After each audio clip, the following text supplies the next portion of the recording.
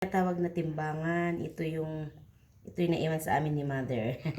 Ito ang pamana. Ito yung gramo, kung ilan, kung 1 gramo yan, nilalagay dito yung katumbas ng 1 gramo. Tapos dito yung ginto. Yan, pag hindi nagpantay, baka mas mabigat yung ginto, lalagyan ng ito yan ulit. O yan. Yan. Pag ano na, ilang gramo ito? Wow. Yan, paano ito? Yan, ganyan. Ayun. Uy, masyado ng malaking grams.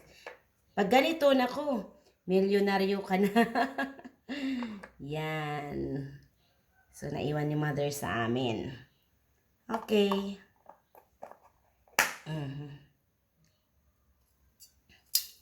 Ganun lang siya na, oh. Yan.